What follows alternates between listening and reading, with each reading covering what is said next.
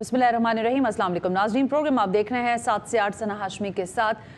इस वक्त प्रोग्राम के टाइटल के बाद जो मोन्टाज आपने मुलाहिज़ा फरमाया उससे यकीनन आप समझ ही गए होंगे कि हम पाकिस्तान की दाखिली सियासत और फिर बैनुल-अक़वामी सियासत के हवाले से आज कुछ बात करने की कोशिश कर रहे हैं। लेकिन मैंने आज ये सोचा था कि प्रोग्राम ज़ाहिर है होली इसी सारे मौजू के ऊपर किया जाए और करना भी ज़रूरी है। मैं आगे बात करूँगी, लेकिन कराची की कुछ ऐसे मामलात होते हैं जिस पर अगर नज़र पड़ती है तो दिल अफसरदा भी होता है और दिल ये चाहता है कि ज़रा पूछा जाए कि हमारे जो लोग हैं बिलखुसूस सिंध हुकूमत के, वो क्या कर रहे हैं। ज़रा वो फुटेज अगर आपके पास है न्यू कराची से, जो पुरअसरार तौर पर लापता बच्चा था सारिम, उसकी ज़रा फुटेज चलाएं कराची की। ये बच्चा जो है लगभग बताया गया है 11 रोज़ से लापता था और उस 11 रोज़ से लापता होने के बाद सूरत हाल ये बनी है कि आज इसकी लाश मिली है। अब इस लाश मिलने की वजह ज़ाहिर है बहुत सारी चीज़ें आप लोगों ने शायद पढ़ ली हों, देख ली हों, लेकिन मुझे क्या बिलखुसूस बताना था या ये मैं इसका तस्करा क्यों कर रही हूँ। अभी 3 दिन पहले मेरा ख्याल है, 3-4 दिन पहले मेरा ख्याल है, सिंध हुकूमत ने अपने तर्जुमानों की फहरिस्त हम तक पहुँचाई है जिसकी तादाद लगभग 24 बनती है। इसमें मुआविन खुसूसी भी हैं और दीगर लोग भी हैं। मेयर कराची कहते कहते नहीं थकते कि यूनियन काउंसिल्स की सतह पर हमने गटर के ढक्कन जो हैं लोगों तक पहुंचा दिए हैं। ये वाटर टैंकर ठीक है, अब कोई मुझे कहेगा कि भाई ये तो अपार्टमेंट के अंदर हुआ था, एक हादसा था। ये हादसात रोजाना की तादाद में कराची का मुकद्दर आपने बना दिए हैं। जिस घर में इस 11 साल बच्चे का लाशा पड़ा होगा वहां क्या सूरत हाल होगी ये सोचने को कोई तैयार नहीं है, क्योंकि हमारी सारी सियासत इस बात के गिर्द घूम रही है कि कौन जेल में है, कौन जेल से बाहर है। परफॉर्मेंस पर हम बात करना भूल ही गए हैं। और आज भी मैं क्या करूं कि मुझे भी शायद यही बात करनी पड़ी है, लेकिन इसका तस्करा करना जरूरी था कि सिंध हुकूमत जो दावे कर रही है ना, यहाँ बुलेट प्रूफ जो ट्रेन चलाने की बातें कर रही है और रेड लाइन और ग्रीन लाइन और ब्लू लाइन, रोजाना मैं सुनती हूँ ये बातें। हकायक इसके बिल्कुल बरक्स हैं। कराची की सड़कों पर निकल कर कोई देखे तो वो खून के आंसू दिल रोता है कि हम पता नहीं शहर में रहते हैं कि गांव देहात में रहते हैं। बहरकैफ इस पर आगे बात करेंगे, लेकिन जब से ये बानी पीछे को सजा हुई है, यानी कल से लेकर अब तक जो सूरत हाल सामने आई है उसमें हमने देखा कि हुकूमत ने अपने मसल्स शो करने के लिए शायद कुछ और बात की ना की, लेकिन ये बात ज़रूर की है कि सज़ा हो गई और होनी ही थी और होनी ही चाहिए। और फिर ज़ाहिर सीरत नबी सल्लल्लाहु अलैहि वसल्लम का भी हवाला दिया जा रहा है कि उसकी आड़ में शायद ये बात की जा रही है। ये सारी चीज़ें अपनी जगह हैं। मुज़ाकरात मैंने गुज़िश्ता रोज़ भी अर्ज़ किया था कि वो भी साथ साथ चल रहे हैं, लेकिन इस मुज़ाकरात के मुस्तक़बिल के बारे में अब सवालात हो रहे हैं। तो आज भी ये सवाल अपनी जगह मौजूद है कि किस तरीके से इसको आगे बढ़ाया जाएगा। एक दिन छोड़ दीजिए, यानी कल का दिन अगर 19 तारीख होगी, 19 जनवरी, और 20 जनवरी वो तारीख है जिसका मेरा ख्याल है कि कई दिनों से सबको इंतज़ार था और सब कह रहे थे कि जब 20 जनवरी आएगी और ट्रंप साहब जब अपने ओहदे का हलफ उठाएंगे तो लगता है ऐसा ही है सबको कि एक कॉल आएगी और बिलखुसूस PTI वालों को ऐसा लगता है कि ये सब कुछ होगा और इस कॉल के बाद जो है मामलात कुछ और पलट जाएंगे। कुछ रिहर्सल्स हो रही हैं, आपको पता है हफ्ता यानी आज के दिन से ही अमेरिका में जो ट्रंप है उनके सदारती जितनी भी तमाम तर सेरेमनी है उसकी तैयारियां की जा रही हैं। सर्दी बहुत ज़्यादा है इसलिए वो तमाम तर सेरेमनी जो है वो इंडोर कर दी गई है। बहरहाल इस सब पे मैं बात करूंगी। ट्रंप की हलफ बर्दारी से पाकिस्तान की सियासत का क्या लेना देना है, पाकिस्तान की दाखिली सियासत पर अमेरिका के असरात क्यों इतने ज़्यादा हावी होते हैं। हम अमेरिका का नाम लेकर ऑपोजिशन को भी डराते हैं, ऑपोजिशन हुकूमत को अमेरिका का नाम लेकर डराती है और हम सब आपस में डरते रहते हैं। तो हालात आगे किस तरफ जाने इस पर बात करने के लिए हमें ज्वाइन कर रहे हैं कौसर काज़मी, रहनुमा है मुस्लिम लीग नवाज से, नईम हैदर पंजोता साहब, रहनुमा पाकिस्तान तहरीक इंसाफ, एयर ब्रिगेडियर हारिस नवाज साहब से हम बात करेंगे दिफाई सूरत हाल के हवाले से, अनवर इकबाल साहब सहाफ़ी हैं अमेरिका से, उनसे भी बात करने की कोशिश करेंगे। लेकिन मुझे एक ब्रेक लेने का कहा जा रहा है, मैं ब्रेक से वापस आती हूँ तो फिर कंटिन्यू करते हैं।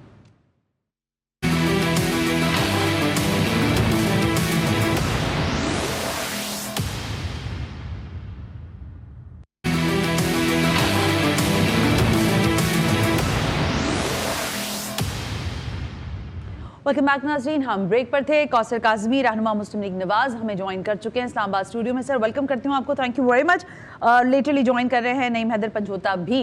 लेकिन कौसर काज़मी साहब, ज़ाहिर है मुझे ये कहते हुए अच्छा नहीं लग रहा, लेकिन गुज़िश्ता रोज़ जो नैब की जानिब से जो सारा प्रोसेस था, फिर उसके बाद बानी PTI जो है उनको सज़ा हो गई 14 साल की। कल से लेकर आज दिन तक दर्जन भर प्रेस कॉन्फ्रेंस कर देने का मकसद क्या है? क्या सजा मजीद आप चाहते थे इससे ज्यादा कुछ हो, या आपको लगता है आपकी तसल्ली तशफ़ी नहीं हुई है, या हुकूमत कुछ और तरीके से इस मामले को हैंडल करना चाहती है? क्योंकि एक जानिब हम देख रहे हैं कि आप मुज़ाकरात भी कर रहे हैं। बिस्मिल्लाहिर्रहमानिर्रहीम, रब्बि सल्लि अला मुहम्मद व आले मोहम्मद। देखें जी, एक लंबा अरसा चोर, डाकू और पता नहीं क्या क्या अलकबात से नवाजा गया जो उनके सियासी हरीफ थे, और वो ना रुकने वाला सिलसिला था। अब हम क्यों ना शोर मचाएं, क्यों ना बात करें कि जब बरतानिया के अंदर इस कौम का, इस अवाम का पब्लिक मनी 65 मिलियन पाउंड इस काम पे खर्च किया गया कि वहां पे जो PMLN की क्यादत की जो इमलाक हैं या उनके घर हैं, उनके हवाले से एक झूठा प्रोपेगेंडा किया गया कि ये माल लूट के लेके गए, और फिर वहां पे NCA को बाकायदा तौर पर एप्लीकेशंस दी गई, वहां के होम ऑफिस को, वहां पे जो मालियाती तहकीकाती इदारे हैं उनको जाके शिकायत लगाई गई। जब तहकीकात होती हैं, तहकीकात का दायरा वसी होता है, तो वही गड़ा जो खोदा गया था शरीफ खानदान के लिए, उसमें ये गिर गए। तो हमारा तो बिल्कुल हक बजानिब है कि एक वक्त में जब आप दूसरे अपने सियासी हरीफों को चोर और डाकू कह रहे थे, एंड उसी लम्हे आप मलिक रियाज से डील कर रहे थे। उनकी जो वहां पे इल गॉटन डर्टी मनी थी जो NCA ने पकड़ी, जो कि वो सिर्फ वाहिद शख्स नहीं थे, जो बरतानवी तहकीकाती इदारा है नेशनल क्राइम एजेंसी, उसने वहां पे ताजिकिस्तान हो, अजरबैजान हो, या दूसरी जो पेप्स होती हैं, पॉलिटिकल एक्सपोज पर्सनैलिटी जिनको कहा जाता है, उनका पैसा उनकी रियासतों को मुंतकिल किया। भाई, मलिक रियाज के केस में ऐसा क्या मामला था कि आप कहते हैं नहीं जी, उन्होंने मलिक रियाज को कहा और उन्होंने अकाउंट नंबर जो दिया उसमें उन्होंने पैसे ट्रांसफर कर दिए, तो इसमें तो कोई मामला है ही नहीं, कोई लीगल। वो ये कह रहे हैं ना कौसर काज़मी साहब, वो ये कह रहे हैं कि ये पब्लिक का पैसा नहीं था, ये पब्लिक इन्वेस्टमेंट नहीं थी, उनकी तरफ से तो ये क्लेम है ना। आप तो ये कह रहे हैं, लेकिन उनका नैरेटिव तो इससे बिल्कुल मुख्तलिफ है। नहीं, आप देख लेना, अगर ये इस तरह का कोई मामला होता है तो फिर NCA ने वो पैसा पकड़ा क्यों? NCA ने वो पैसा पकड़ के मलिक रियाज की तमाम जो खानदान के अफराद थे उन पे 10 साल का बैन बरतानिया में क्यों लगाया? उनके लगे हुए वीजे को मनसूख क्यों किया? जो शहजाद अकबर साहब थे, वो दौरान जब NCA की इन्वेस्टिगेशंस हो रही थी, जब उनका पैसा पकड़ा गया, तो उनके और उनके अहले खाना से मुलाकातें क्यों कर रहे थे? अच्छा। वो ब्रीफ केस वाली फुटेजेस मलिक रियाज की क्यों सामने आई? हाँ, क्योंकि तो अभी PTI के लोग साथ नहीं है कौसर साहब, अभी PTI के लोग नहीं है, इसलिए मैं आपसे पूछ लेती हूँ उनकी जगह पे ये सवाल। अगर ये सारी चीजें आपके सामने इतनी क्लियर हैं, तो आपने बाकी सारे लोगों के लिए कोई इंटरपोल के जरिए उनको बुलाने की कोशिश की है कि जिन अशखास के आप नाम ले रहे हैं, जिनमें से बात जो है वो मफरूर हैं, जैसे शहजाद अकबर साहब का नाम है, फिर एक हद तक जुल्फी बुखारी साहब का भी नाम आया, फिर आपने अभी मलिक रियाज साहब का नाम लिया है, तो आपको क्या लग रहा है कि आपके हुकूमत के इतने मसल्स नहीं थे कि उन सारे लोगों को भी इन्वेस्टिगेट करते, या वहां आपके पर जलते हैं? देखें, सबसे पहले तो ये जो मुतालबा हो रहा था ना जी, कि जो बंद लफाफा था, जो एक क्लाइंट कॉन्फिडेंशियलिटी होती है, वहां पे बरतानिया के अंदर ये बड़ा मैटर करता है। मेरी डिटेल अगर मेरी वाइफ लेना चाहे तो वो नहीं ले सकती। ठीक हो गया। जब आपके ब्लड रिलेशंस लोग हैं जो आपके हवाले से कोई इंफॉर्मेशन लेना चाहते हैं, तो वहां पे जो डाटा रूल्स हैं वो नहीं ले सकते। अब इनकी तरफ से मुतालबा आता है जी वो बंद लफाफा खोले ना, आप क्यों बोतान तराजी कर रहे हैं? तो ये हो नहीं सकता। अब जब जो सवालात आपने किए, जो लोग इसमें इन्वॉल्व थे उनके हवाले से, देखें, इट्स टू अर्ली ना, अभी तो फैसला आता है सामने। अभी तो वो जो पैसा है वो तो बिल्कुल एक खुली किताब की तरह आपके सामने आ गया है कि कहां पे इमरान खान साहब और उनकी एहलिया ने क्या क्या फवायद लिए मलिक रियाज से। तो अब आगे जो वक्त गुजरेगा, जो किरदार इसमें इन्वॉल्व थे, सब अपने मंतकी अंजाम पे पहुंचेंगे। अभी तो मैं आपके तवस्सुत से एक और खबर दे देता हूं भाई, वो जो हमारे जो इस वक्त कोर्ट मार्शल की चक्की में जो चिल्ले में पिस रहे हैं जनाब, उनका भी एक बहुत बड़ा किरदार था इस मामले में, मलिक रियाज, इमरान खान, और ये पूरा एक गैंग था। उसी लम्हे जब ये लोगों को चोर कह रहे थे, डाकू कह रहे थे, उसी लम्हे मौजूद के अंदर ये खुद एक बहुत बड़ी चोरी। लेकिन इसका मकसद कौसर काज़मी साहब, जिस तरह का लबो लहजा, देखिए ना कौसर काज़मी साहब, जब आप ऑपोजिशन, ठीक है, एक मामला था, एक केस था करप्शन का, वो सामने आया, फिर उसकी सजा भी होगी, लेकिन बैक वक्त आप ये सारी कार्रवाइयां भी चल रही हैं साथ साथ, और आप मुज़ाकरात की भी राह गलाप रहे हैं ऑपोजिशन के साथ। इसका मकसद है कि आप उनको लॉलीपॉप दे रहे हैं या टाइम गेनिंग ये टैक्टिक्स हैं, इसको हम क्या समझें? देखें, हम लॉलीपॉप दे रहे हैं जी, जब से एक तो जो अदम इस्तेहकाम सियासी तौर पर मुल्क के अंदर था, उसके खात्मे के लिए हम उन लोगों के साथ बैठे जो कभी हमारे साथ बैठना नहीं चाहते थे, जिन्होंने हमेशा ये कहा कि ये चोर डाकू करप्ट लोग हैं, इनकी औकात क्या है, इनका कद कामत क्या है, हम क्यों इनके साथ बैठे, हम तो बड़े पारसा हैं, नेक पैरोकार, पता नहीं क्या क्या अलकबात से नवाजा था, तो हम नहीं बैठे। सबसे पहली बात है, ये हमारे साथ आके बैठे हैं, और जब तमाम दरवाजे इनके बंद हो चुके थे उस वक्त हमारे पास आके बैठे हैं। और क्या बैठ के कर रहे हैं भाई, मुज़ाकरात में अगर आप संजीदा होते तो आपका जो फॉरेन फंडेड सोशल मीडिया है वो मुल्की रियासती इदारों को बदनाम कर रहा होता। क्या वो मुल्की रियासती इदारों के ऊपर अब तक एक तरफ मुज़ाकरात चल रहे हैं, दूसरा इनका सोशल मीडिया मसलसल जो है वो बोतान तराजी पे लगा हुआ है, तो हम बिल्कुल बैठे हैं। हमारी ये कोशिश थी कि मुल्क के अंदर जो अदम इस्तेहकाम सियासी है उसका किसी तरीके से खात्मा किया जाए। आपकी हुकूमत इनके ये दोनों मुतालबात, जिनमें इनके असीरान की रिहाई और जुडिशल कमीशन का कयाम है, ये दोनों करने नहीं जा रही। आपकी बात से मैं ये अक्स कर सकती हूँ। देखें, जुडिशल कमीशन की हद तक बिल्कुल आगे अगर पेशरफ्त होती है, वो बनता है, तो उसमें क्या होगा? क्या साने 9 मई के अंदर जो ओपन एंड शट मामलात हैं, जिस तरह ये 190 मिलियन था, लोगों की फुटेजेस हैं, लोगों के अपने मोबाइल में डेटा हैं, वो आपको नजर आते हैं GHQ में, जना हाउस में, एयरबेस पे, तमाम जो 220 टारगेटेड कार्रवाइयां हुई उनमें वो मुलव्वस थे। उनके तो चेहरे भी बिल्कुल अय्या हैं। उनको तो ये डिस ऑन करते थे ना, जब फिर ऑन किया तो उनके गले में हार पहनाए। तो अब रियासत पुख्ता शवाहिद के साथ अगर उनको सजा देगी तो वो हुकूमत के बस में तो नहीं। 190 मिलियन जो केस है वो भी हुकूमत के बस में तो नहीं, अदालतों ने सजा दी है। अब जो जजा सजा होगी वो उन्हीं अदालतों के थ्रू होगी। तो इस पे हम क्या बात कर सकते हैं या क्या मदद कर सकते हैं इनकी? ठीक हो गया कासिम साहब, मैं एक ब्रेक ले रही हूँ, ब्रेक से वापस आकर आपसे कंटिन्यू करते हैं, क्योंकि आज इरफान सिद्दीकी ने यह भी कहा है कि 2-2, 3-3 दरवाजों से अगर आप बात करेंगे तो फिर जो दरवाजा हुकूमत समझती है वहां से आपको एंट्री होना जरा मुश्किल हो जाएगा। क्या पाकिस्तान तहरीक इंसाफ के अगला कदम होगा? और फिर जाहिर है इसी के साथ डिबेट को आगे खोलते हुए जो 20 जनवरी का वोट टेकिंग सेरेमनी है मिस्टर ट्रंप की, प्रेसिडेंट ट्रंप की, उसके हवाले से अब आगे क्या पाकिस्तान के लिए चीजें नजर आ सकती हैं मुस्तकबिल में, किस तरह का माहौल पैदा होगा, इस ब्रेक के बाद इस पर बात करते हैं।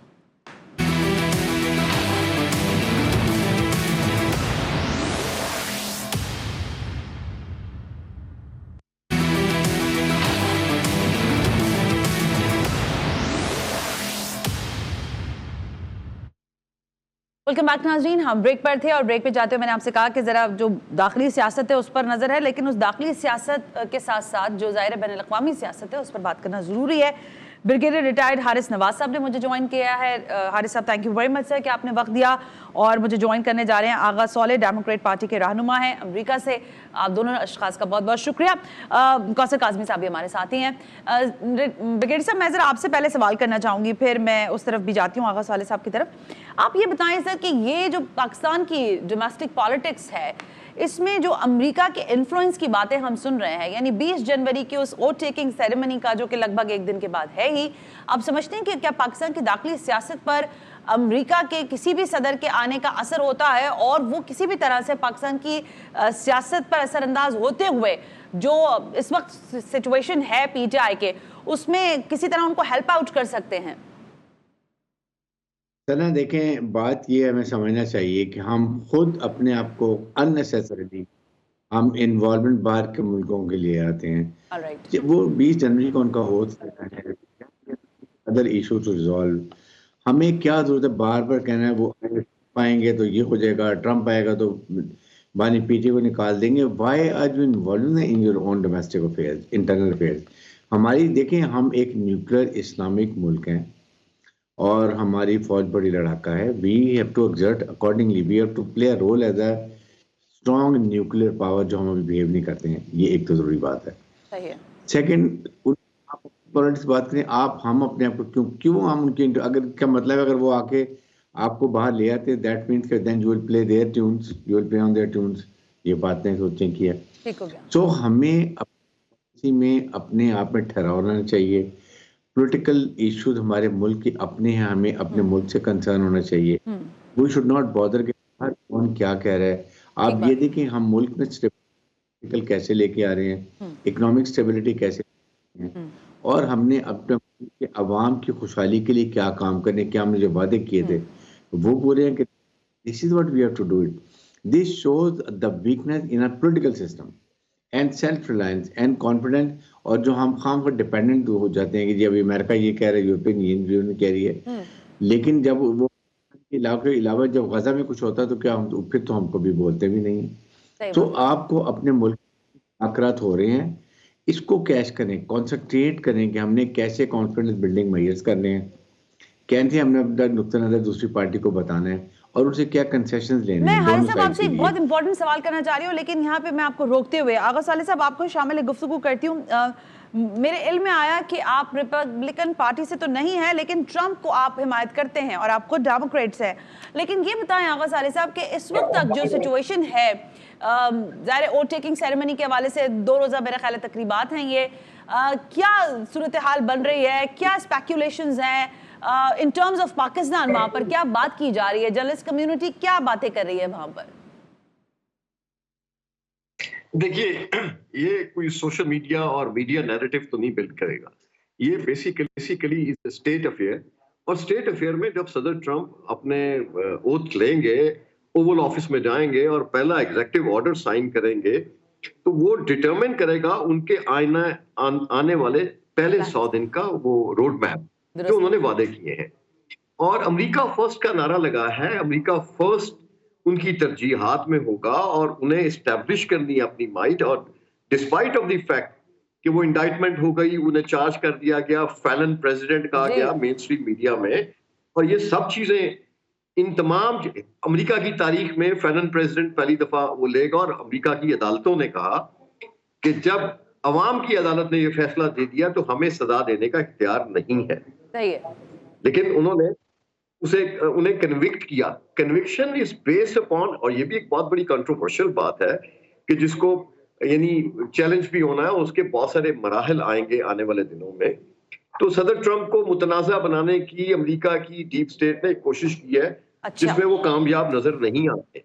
और अमेरिका के इस इंतखाबात में सदर ट्रंप ने जो चैलेंज किया है, अपनी डीप स्टेट को ऑब्लिटरेट करने के लिए चैलेंज किया, और यही पॉपुलर सेंटीमेंट था जो क्रॉस दी अमेरिका, इवन नॉर्थ अमेरिका में यानी कनाडा में उसके असरात आए। जी बिल्कुल। और कनाडा में जस्टिन ट्रूडो ने इस्तीफा दिया, जिसको लोग ये तस्लीम नहीं कर रहे थे। और आज उनका जो इस्तीफा है, वो इस्तीफा जो है वो एस्टेब्लिश हो गया कि उन्होंने वो फेस रिप्लेस किया कि सदर ट्रंप से या आने वाली उनकी एडमिनिस्ट्रेशन से डायलॉग करने के लिए हमें चेहरा चाहिए।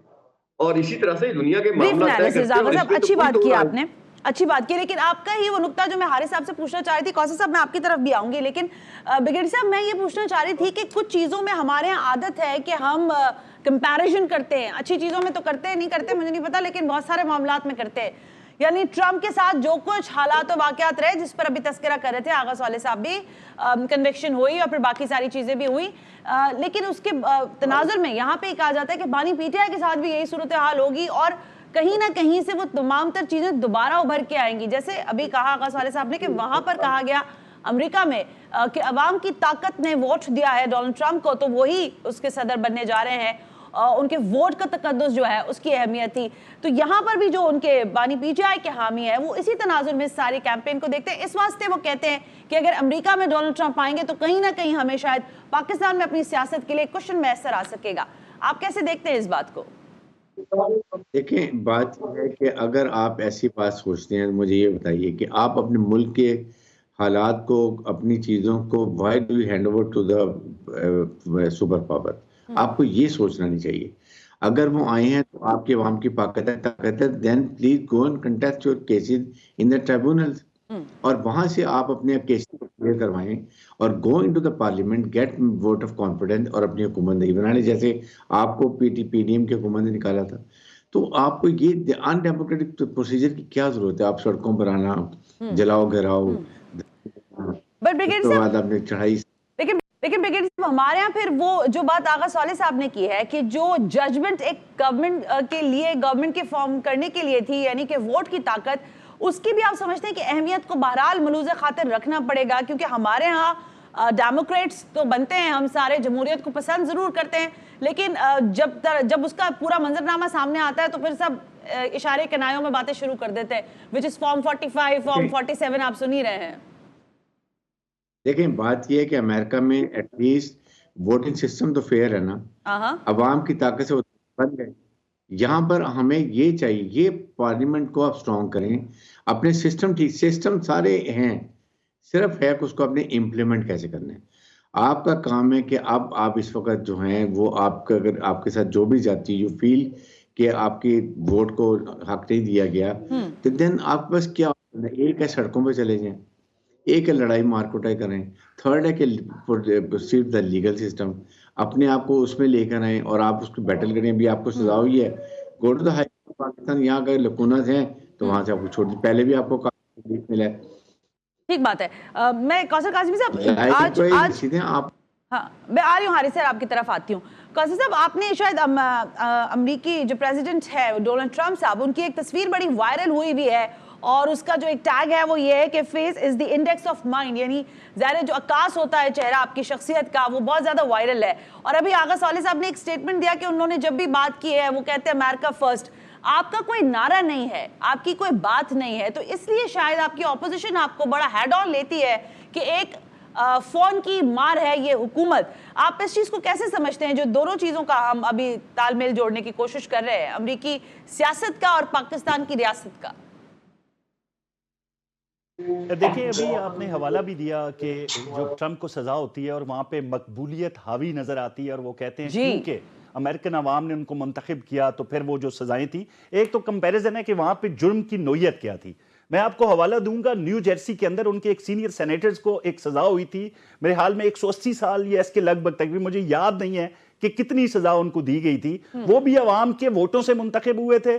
जुर्म ये था कि 3 कारोबारी हजरात जो वहां न्यू जर्सी के अंदर थे, उनसे उन्होंने कोई कारोबारी फायदा लिया, कोई पैसा लिया, और मुल्क के लिए कोई कहीं कोई खतरे की कोई बात थी, पता नहीं जासूसी के इल्जामात भी उन पर लगे। अच्छा। तो उनको बिल्कुल वहां पे सजा दी गई।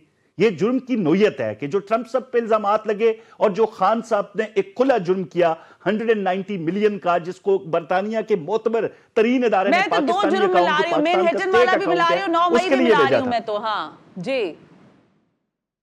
मैं वो उधर ही आ रहा हूं जी, मैं बिल्कुल आ रहा हूं। 9 मई के हवाले से भी आ जाए, 190 मिलियन से भी, इस तरह के इल्जामात तो वहां पे नहीं थे ना जी। अगर इस तरह के इल्जामात किसी हेड ऑफ स्टेट पे आते हैं तो जराइम की जब नोयत चेंज होती है तो फिर सजा मकबूलियत नहीं देखी जाती। अच्छा। ये नहीं हो सकता कि अगर आप मकबूलियत का दावा करते हैं क्योंकि आपके सियासी हरीफ कमजोर हैं सोशल मीडिया के ऊपर, वो उस तरह तवज्जो नहीं दे सके जिस तरह आपने एक नैरेटिव बिल्ड किया, उनको चोर चोर कह के लॉबिंग फर्म हायर किया। मेरा सवाल बड़ा मुख्तलिफ था, मैं ये पूछ रही हूं, मेरा सवाल आपसे जरा जी Haris Nawaz sahab, you want to say something, please go ahead. देखें, बात है कि काजी साहब बैठे हुए हैं, आपके पास तमाम हुकूमत के रिसोर्सेज, आपके पास हर किस्म की फैसिलिटी है, आपने नौजवान यंग टैलेंटेड एक्सपर्ट्स को क्यों हायर नहीं किया? आपने काउंटर नैरेटिव क्यों नहीं बिल्ड किया? जो ट्रोलिंग होती है उसके 10 जवाब आने चाहिए उसकी आपको काउंटर करने के लिए।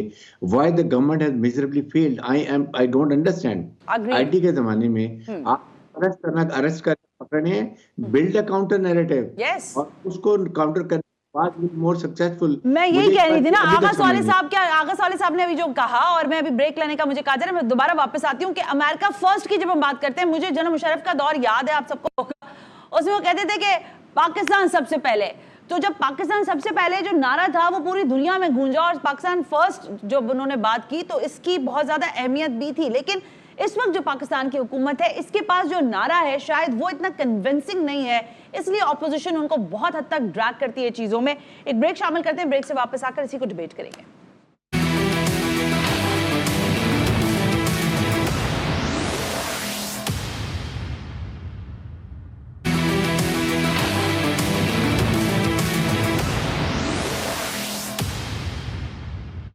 वेलकम बैक नाज़रीन, हम ब्रेक पर थे। आगा साले साहब, मैं आपसे जरा ये सवाल करना चाह रही थी कि ज़ाहिर अभी बहुत अर्ली होगा शायद इस चीज़ को कहना या इस पर अहाता करना, लेकिन क्या पॉलिसी देख रहे हैं आपके, क्या पाकिस्तान के लिए अमेरिका के जो नए सदर आ रहे हैं डोनाल्ड ट्रंप, क्या उनकी पॉलिसी तब्दील होगी? और बिलखुसूस मशरिक़ वस्ता के हवाले से जो हालात हैं, और हमें पता है कि इजराइल के मामले में उन्होंने क्या कहा है, हमास को कितना कैटेगोरिकली उन्होंने चीज़ें कही हैं, क्या चेंजेस की बात की जा रही है इन 3-4 पहलुओं पर?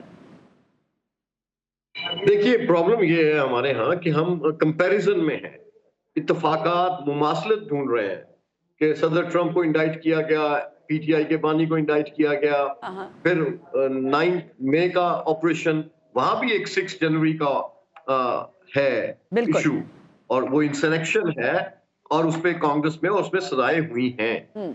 बहुत सारे मामला ऐसे हैं। देखिए मसला पता क्या है, जो जिस बात को ये रियासत समझने से कासिर है कि इसके 77 ईयर्स से जो फॉरेन पॉलिसी है उसे कंट्रोल कौन करता है, क्या वो पॉलिटिकल गवर्नमेंट कंट्रोल करती है? तो मेरा ख्याल है कि रियासत जो है, जो हमारी स्टैब्लिशमेंट है, वो फॉरेन पॉलिसी को शेप कर रही है। तो उसका फेलियर भी उनका, कामयाबी भी उनकी।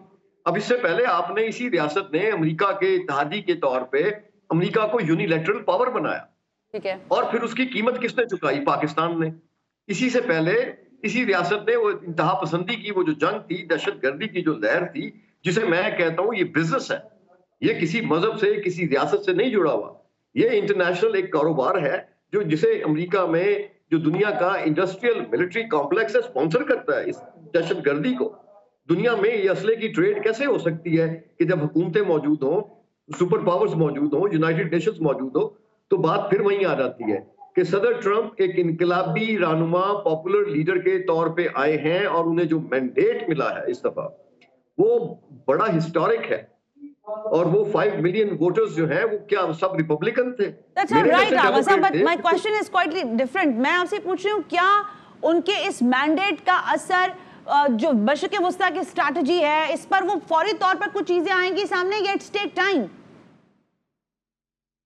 या पहले अपना हाउस इन ऑर्डर करना जरूरी है अमेरिका के खुद के लिए भी? जी बिल्कुल, पहले 100 दिन ऐसे होंगे कि जिसमें अपना हाउस इन ऑर्डर करेंगे, ओके, और वो जो डाउन साइजिंग करनी है, जिन लोगों को फायर करना है और बहुत सारी तब्दीलियां लानी है, वो 100 दिन उस पर उनके फोकस होंगे। ठीक हो गया। ये 100 दिन की नैरो विंडो ऑफ अपॉर्चुनिटी है कि पाकिस्तान अपनी फॉरेन पॉलिसी को किस तरह रिफ्लेक्ट करता है, रियासत क्या तय करती है, अपना मुस्तकबिल और इस मुल्क का मुस्तकबिल। और यकीनन मशरिक़ वस्ता में उनकी एक पॉलिसी है, उनका एक स्टांस रहा है जो 2016 से 2020 तक उन्होंने रिफ्लेक्ट किया जी, और बड़ी कामयाबी से रिफ्लेक्ट किया। और हमेशा याद रखिए कि इजराइल जो है अमेरिका की फॉरेन पॉलिसी का हमेशा से कोर इशू रहा है, इस पे कहीं कॉम्प्रोमाइज नहीं हुआ, चाहे डेमोक्रेट हो चाहे रिपब्लिकन हो। बाकी रह गया पाकिस्तान। पाकिस्तान ने हमेशा अपने इंटरेस्ट को वॉच नहीं किया, हम उस डेफिसिट में हैं, हमारा कोलैटरल डैमेज है फॉरेन पॉलिसी का। और अगर आज हमने इन 100 दिनों में ये मंजिल तय ना की, नहीं, तो आगा साहब मैं आपको इसका जवाब देती हूँ हारिस नवाज साहब से लेके। हारिस नवाज साहब, आपके जो डेमोक्रेट्स आकर बैठते हैं, सियासतदान, चाहे वो पिछली हुकूमत 2018 वाली हो, वो भी एक फोन का इंतजार करते रहते हैं, फिर अगली हुकूमत आती है, उनको भी फोन की घंटियां नहीं सुनाई देती हैं। अमेरिका से एक फोन आने के इंतजार में पूरी मुद्दत अमेरिकी सदर की निकल जाती है, लेकिन पाकिस्तान को एक फोन नहीं आता। बाकी सारे लोग भी हमारे रास्ते से इंडिया उतर जाते हैं, पाकिस्तान कोई नहीं उतरता। आप फरमाइएगा कि आपको लगता है कि इस बार हुकूमत, जो बात आगा साहब कह रहे हैं कि ड्यूरिंग दैट पीरियड, यानी 100 डेज के अंदर, जी आगा साहब कुछ कह रहे हैं आप, मुझे आवाज नहीं आ रही। ये नैरेटिव बिल्ड किया गया है सोशल मीडिया पे। मैं आ रही हूँ, फोन कॉल की इसीलिए मैं कह रही हूँ, आप ठीक कह रहे हैं। मैं जरा हारिस नवाज साहब जरा डिफरेंट जवाब देंगे ना, इसलिए मैं उनसे पूछना चाह रही हूँ। हारिस नवाज साहब, क्या स्ट्रैटेजी प्लान करें टुवर्ड्स द अमेरिकन? देखें सना, हर मुल्क में आपकी अपनी फॉरेन पॉलिसी होती है। आपने पिछले 1.5 महीने से 2 महीने से उनके जो एडवाइजर आने वाले हैं, उनकी स्टेटमेंट्स आती रही हैं ट्रम्प की पॉलिसी के वो नोट, ये ऑलरेडी सर्व फॉर 4 इयर्स। सो आपकी फनेस ये होती है कि आपके यहाँ के थिंक टैंक्स और आपका फॉरेन ऑफिस सबको मिलके by now they should have prepared well, tucked in well, कि हमने क्या पॉलिसी बनानी है। व्हेन ही सेड ABCD, उनके अगर डायरेक्टिव्स आते हैं, how we are going to counter it. अगर आपने 90 दिन के बाद सोचना है, then you will have no time. आपने अपना होमवर्क कर लिया, आप उसमें मिलिट्री की रिकमेंडेशन ले लें, आप फॉरेन ऑफिस के लें, आप डिफेंस मिनिस्ट्री के लें, आप उसके बाद इकोनॉमी की बात करें, सब चीज़ों की इंटीरियर मिनिस्ट्री से लें, और उसके बाद मेक मेंटली प्रिपेयर्ड कि किस चीज़ का जवाब हमने कैसे देना, वो तैयार पड़ा होना चाहिए। द प्रॉब्लम इज कि we look towards right, foreign office अपना काम नहीं करता। अल्टीमेटली क्या होता है, मुझे तो हारिस नवाज साहब पता है, कभी कभी लगता है कि सारे लोग अपने बंद कमरों में बैठ के अलग अलग पॉलिसीज पे काम कर रहे होते हैं। वजीर आजम की अपनी पॉलिसी होती है, इंटीरियर मिनिस्ट्री की अपनी होती है, एस्टेब्लिशमेंट कुछ और सोच रहा होता है, फॉरेन मिनिस्ट्री कुछ और सोच रही होती है, और फिर जब ये सारे बैठते हैं तो उनको लगता है कि कुछ और ही मामला हो गया है। कौसर काज़मी साहब, लास्टली कमेंट। हाँ हारिस साहब कुछ कहिएगा आप, फिर मैं लास्ट मिनट है मेरे पास।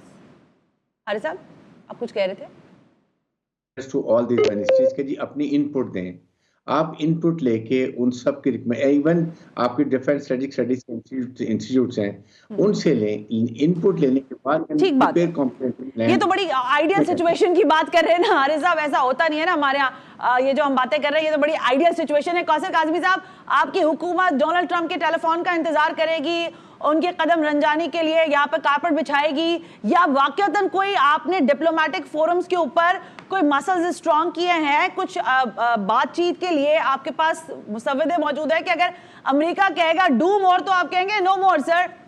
What you have to say? देखें, हम अपनी जो माजी है ना, माजी करीब, माजी भाई तो छोड़े, माजी करीब को भूल जाते हैं। यही हुकूमत थी, इसी हुकूमत के कायद मियां नवाज शरीफ मनसब वजारत अज़मा पे बैठे हुए थे, और जो मुल्क की सालमियत का जहां पे सवाल आता है वहां पे हमारा इनकार होता है। पता नहीं हम भूल क्यों जाते हैं। सोशल मीडिया के झूठ और प्रोपेगेंडे का शिकार होने से पहले आपने सवाल किया था, मुझे जवाब पूरा नहीं दे सका, उसके बाद मेरी बारी नहीं आई। भाई रियासत मुखालिफ बयानिया वेस्ट में बनाना कोई मुश्किल नहीं है।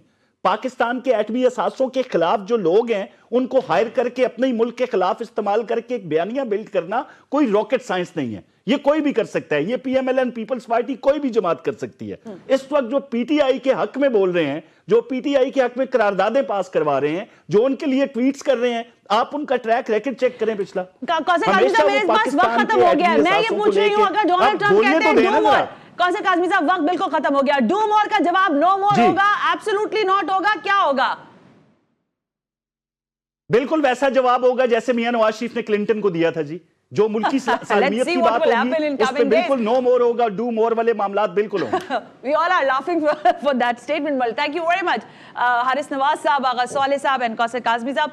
लेट्स सी क्या होता है। 20 जनवरी भी अब दूर नहीं है, कहते ना था जिसका इंतजार वो शाहकार आ गया। डोनाल्ड ट्रंप सदर बनने जा रहे हैं, अपनी वोट टेकिंग सेरेमनी के जरिए बाकायदा तौर पर हलफ ले लेंगे, लेकिन पाकिस्तान ताहाल गुमगू की कैफियत में है कि क्या होगा और क्या नहीं होगा। आइंदा आने वाले दिनों पर हम इसको फॉलो करते रहेंगे। सना हाशमी को इजाजत दीजिए, अल्लाह हाफ़िज़।